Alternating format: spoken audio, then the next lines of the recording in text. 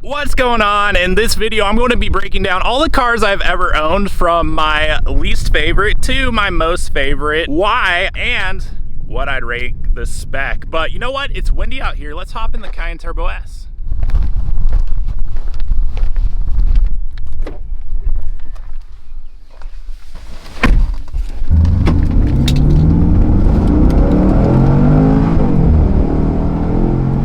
And if you're new to the channel, my name is Tyler Royke. This is where I share my experiences and journey with cars. If you love cars, hit that subscribe button because I'll be sharing a video every single month from here on out. And I want to share 3 fun facts with you about my journey with cars. For one, I bought my first Porsche when I was 15 and a half years old. Second fun fact was I've driven almost 100,000 miles in Porsches. My best guess is close to 90,000 miles between the few I've owned, which that brings me to the third fun fact, which is over half the cars I've owned in my life have been Porsches at this point. So I'm gonna break it down and rank them all. Out of the 9 I've owned up to this point, here is where they would rank. Coming in at number 9 is a 2005 Audi A6 Quattro. And the reason I bought this car is it was a time in my life where I was not in the best places financially, and simultaneously I was launching my career in real estate. So got a great car for the value at the time, and it served me super well. Over 40,000 miles as a daily driver over a solid 2+ years. And I had no issues whatsoever, actually. From a maintenance standpoint, all it needed was oil changes. I bought it with 120 something thousand miles, sold it with 160 something thousand, and all around rock solid car. It served its duty well. But number 9, because I didn't really enjoy driving it, smooth ride, but I didn't really get any kind of thrill out of it like a lot of the other cars I've owned, which that brings me to number 8, which was a 2010 Nissan 370Z 40th anniversary edition. And I wouldn't have thought that it would rank this low on the list, but this was a car I always wanted from the time I was in high school. Like 350Z was a car that literally ever since I was a teenager, that was like something I aspired to have one day. And so for me, the perfect spec was the 40th anniversary 370Z with the upgraded engine, manual transmission. What is there not to like? But honestly, the driving experience was not as thrilling as I thought it would be. I mean, yeah, it's fun, you like the sound, but compared to the other cars I've owned, it wasn't something that I enjoyed, I think, as much as I thought I would. So I had that car relatively short amount of time. I'm glad I did. What do I rank the specs? The Audi spec, it was black with tan interior. I don't know, I'd rank it like a 5 out of 10. I'm not sure that I have a particular spec in mind that I would have wanted on that car, but I'll tell you this, the Nissan 370Z, 10 out of 10 spec. That gray with red interior, for me, on point. I wouldn't have it any other way.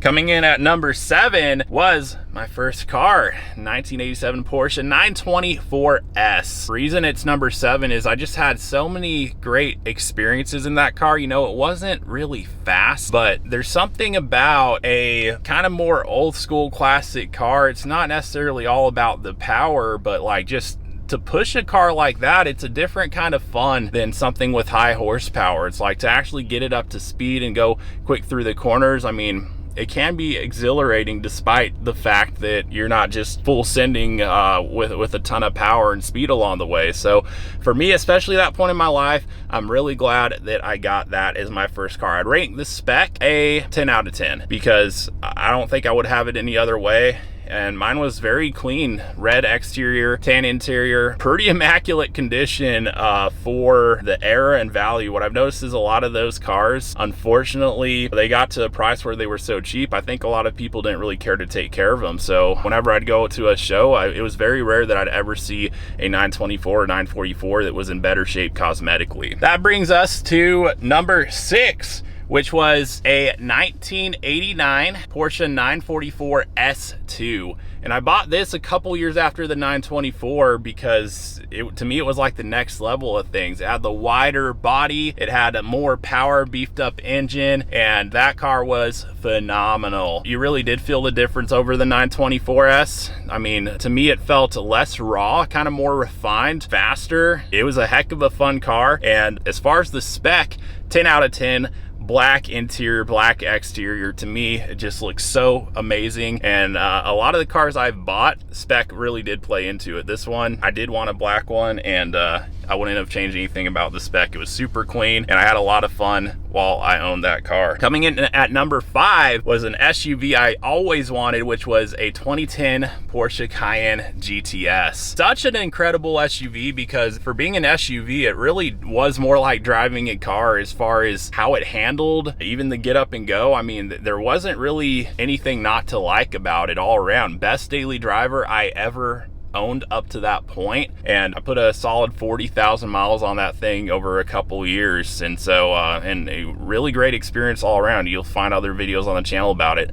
The spec, black on black, I would probably rank it a 8 out of 10. There were a few options I really would have wanted, like honestly at the time, if I could have, this might sound crazy, if I could have found like that orange one, there's a special orange that those were in, but that would have been the ultimate spec for me. Orange exterior with the panoramic sunroof. Mine didn't have that either. Nonetheless, black on black, I really did like the spec on it, so 8 out of 10. Really solid vehicle for the time. And that brings us to number 4 on the list, which was a 2008 BMW 335i E92 with the manual 6-speed transmission. That car was so much fun.